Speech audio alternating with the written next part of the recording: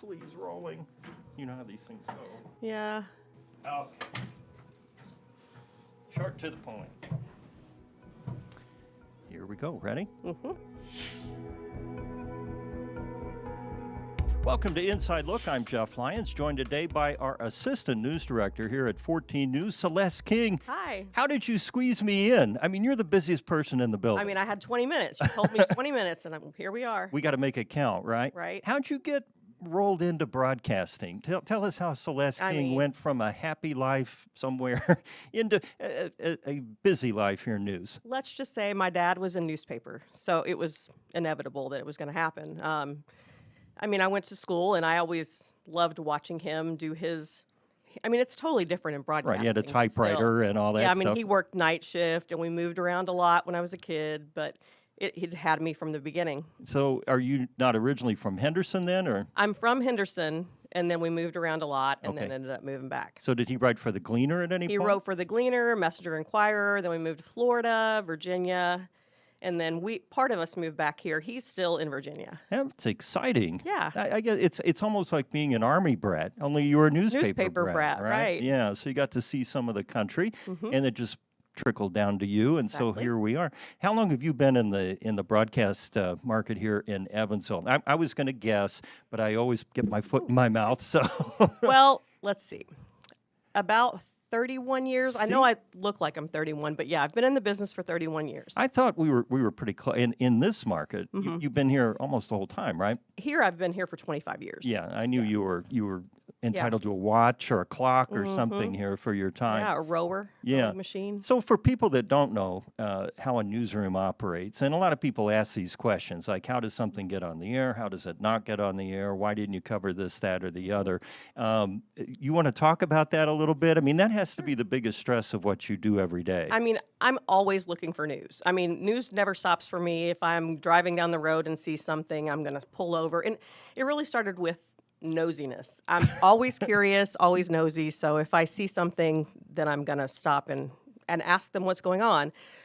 It starts with the morning. We're looking around on Facebook. We check our emails to see if there are any story ideas that are emailed to us. And then we have our meeting. We decide who's going to cover what.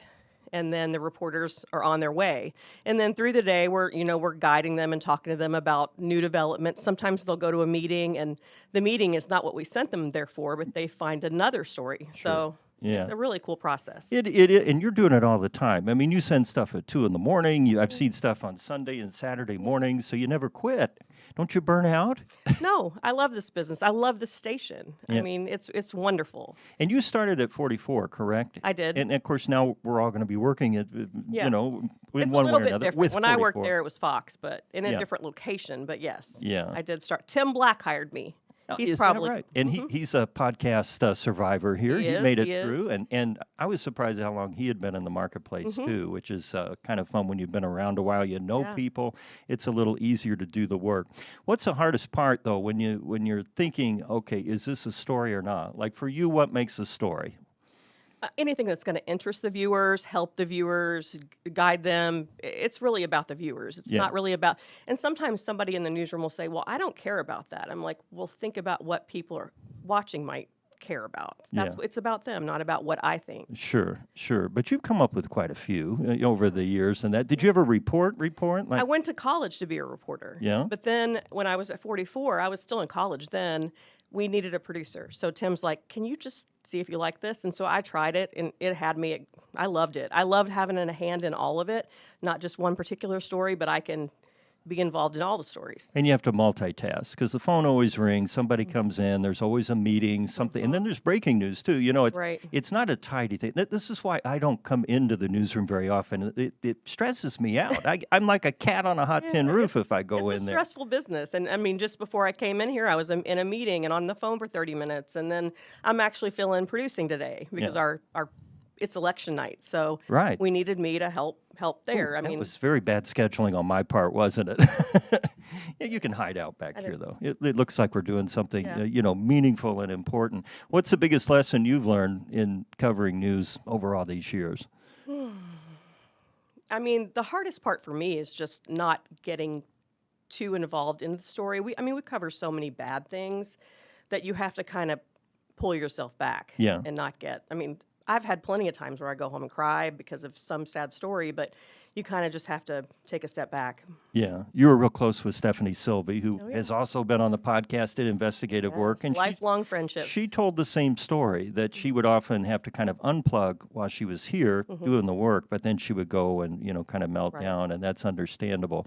I try to just tune it out, but I guess that's not an option for you when the news is going out. Right. What kind of feedback do you get? Because you're behind the scenes. Most people would not know what you did unless you told them. And they still don't really understand. Like, I mean, I grew up producing. That was most of my life. So, and they're like, so you go in that early just to produce the show? And yeah, I mean, it's a lot. You have to write. You have to.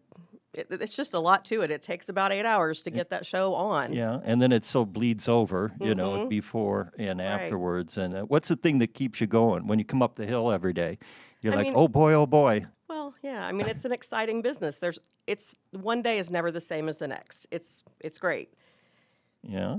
Mm-hmm. And that does it for you? Yeah, it's exciting. See, and also getting feedback from people.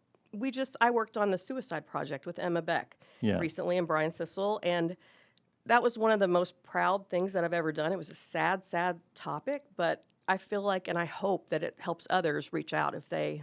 And very necessary. I wish we could do more of that kind of long-form, thoughtful stuff, but we can't. Either there isn't time or there aren't resources. People. Right, and things like that. Well, I know you work a stressful job, and the real reason I called you back here is because I'd like to know how you de-stress. You're a dart player, and not just throwing around in the basement over a couple beers in the pool table. I mean, you're legit. You've traveled, you've competed, you've won. So how did that all get started? I mean, it was about the same time, right after college. One of our friends was playing darts, and my husband started playing, and I'm like, I don't want to watch. Watching's boring. So that was it for me. It's been probably about 30 years since I've been playing, and it's ups and downs, just like everything. I started off awful, and then I got better, and right now I'm probably the worst that I've ever been, but I still love the game. I love competing. We've been to Spain, Las Vegas, Kansas City. That's what I'm talking about. Who knows anybody that goes to Spain to compete in darts? This is compelling to me.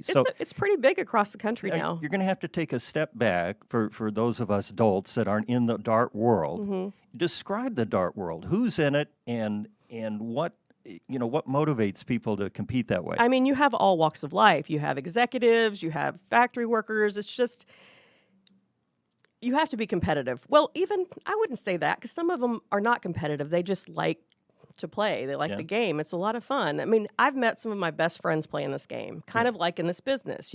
You're around each other so much, it's really a cool thing. So, like, when you show up at a dart tournament, you have like a little briefcase with your darts, and like if the wind's blowing one way, you use one, or if I kind of stick with the same darts. I keep buying new sets, and I go back to the ones they have no grip, but I love them. How much does a set of darts cost? They vary. I mean, there's a place in Evansville you can get them pretty cheap, and then you can buy them online for $250, $300. Oh my God! For how many of them? 4? 3. Well, you get 3 darts. No, it's 3 each time. Yeah. I guess we had 4 because you always lose one behind something. Well, that happens in the too. basement, right? And these aren't the pointy ones like that. Well, they're pointy, but they're plastic. Right. I play plastic. We don't have a lot of steel tip in this area. Yeah. But they're in other parts of the country. It's so pretty within big. the dart realm, there's like the steel tip crowd, and then there's the plastic tip crowd, and then electronic. Yeah. Okay. And there was a battle. Like the steel tip people think they're better than the soft tip people, and. Oh, now we're getting some. This is what I like. So this is stuff you would argue over, after at post-dart drinks, right? I mean, soft tip is just a lot safer. Yeah. It's a lot safer. This is true. You can't put an eye out easily. Right. If there's beer involved or anything, it's best to go soft tip. Yeah. So when you roll into Las Vegas to play darts, you're surrounded by thousands of dart players. So from all over, all countries. And is there other than the darts, is there a common thread? You said competitiveness earlier, but I mean, they have really good eyesight, hand-to-eye coordination. Hand-to-eye coordination, but the weird thing is everyone has a different throw. You might see the best dart player and he throws just strange, but then but he's good. I mean, no one has the same throw, and it's really neat. Everyone stands different. It's really a cool sport. So, this is the thing, because I see people playing in the bar, and I just assume they're drunk, and I don't really pay attention. But now that I've known you, I've watched more carefully, and there's a lot to it, with the different games. Different games. I mean, mainly we play 0-1 in cricket, where you really have to have good aim. Yeah. And so, in a typical game, how many times would you hit the bullseye, the one in the middle? You know which one the bullseye. Right now, I'm not throwing very good, so I'm happy to hit one bullseye around, which is one of 3. Which would be one more than I might hit in 6 months you might if I tried. surprise yourself. Yeah. So your teammates, and how does that work? Is it just a cumulative score, or is it like a scramble where the best throw wins? There are so many different tournaments and different games. I prefer singles because if I mess up, it's my own fault. I can't blame any. No one can blame me. It's just me. Yeah. Well, but you have doubles, you have triples, you have all kinds of different events. Yeah. And what's have you ever won money playing darts? I have. I probably won the most when I used to play Kansas City. It's called TOC. We don't have that as much in this area. Now I have to drive to Princeton to play, and our vendor is actually from Texas. So they bring the boards all the way from Texas for us to play in this one particular league. But, yeah, I mean, I've won thousands. So are these boards different from the ones like you would just see if you walked into a local bar? They're the same. They have different vendors. Do they have to be calibrated or, approved by the American Dart Association? No, or I mean, we play on the same kind of board. Yeah. It's called a bull shooter board. That's what most of them are around here, around the country. Mm-hmm. But they've evolved. Okay. Well, Used to be pub times, and they were different. Yeah. And so you said you won over $1,000. I've won thousands of dollars, but in the big grand scheme of things, I've probably lost way more than I've won. Well, that's kind of a gambler's mentality. You won $500 at the table, but you spent $3,000 to get out there. But you think about these connections you make, and it's a story. I mean, when you tell people, I'm an assistant news director and I'm a championship dart thrower, that got to turn some heads, right? I mean, you have to have some fun along with the stress. Yeah. Have you ever played yard darts? those big old ones? I haven't. I'm not very good at horseshoes. I'm terrible at, what's that game? Cornhole. Terrible. It's weird, but like overthrow I can do, just not the underthrow. Not the underthrow. What about bowling and golf Bowling's or stuff like okay. that? I've never played golf. My husband plays golf. Yeah.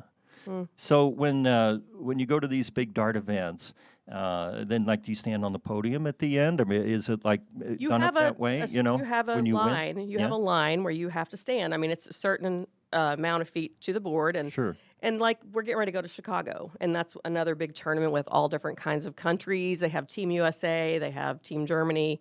There is a final stage where you're kind of on the stage with your boards, but it's a huge venue. Yeah. It's really. Are you playing like at McCormick Place or It's or the Hyatt Regency O'Hare. It's by the airport. Okay. And we've had it there since I started, which has been a really long time. But it's a cool venue. Yeah. We just stay there. You don't have to drive anywhere. So, and how long does a typical round or day or match go? I mean, they have several events in one day. Yeah. I mean, usually a few hours, and they have different levels too now. Things have evolved where you don't just have pro, you have level 1, 2, 3, 4, 5, 6, 7, 8, 9. It's So what's your level then? Where are you in the hierarchy? It depends on how many levels they have. I'm nowhere near the top anymore, but there are a lot in our area that are. Yeah. We have a couple, one's from Owensboro, one's from Vincennes. They're on the Team USA in Chicago, so it's really fascinating to watch. So do you do trick shots like with a mirror and over the shoulder? no Does trick anybody shots. do that kind of stuff? No, not that I've seen.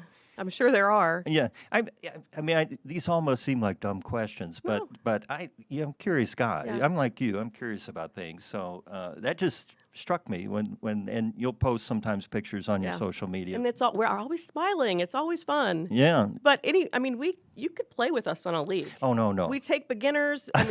We have leagues all over. I'm in Henderson, but we have leagues there. Anytime anybody wants to play, just let me know. Yeah. All right. Well, thanks for talking up the sport here for anything else we need to know about darts. No, I think we're good. And you've talked about news enough. We'll get more on that later. I know you got bigger fish to fry than the podcast here, but I really appreciate you giving us a little insight into the world of darts. No problem. Thanks for asking me. Okay. What are we leading with tonight? No, you don't worry about weather. That. Oh, good. Oh, that's weather. right. We have on this day that we're recording this. We have some weather coming. I should have known that, right? I just did it a few minutes ago. With Celeste King, I'm Jeff Lyons. This has been. I almost sat out and about. This has been Inside Look. If you'd like to listen to all of our Inside Look podcasts, you can do that wherever you listen to your podcast. You can also watch on the 14 News YouTube channel. With Celeste King, I'm Jeff Lyons. Thanks for joining.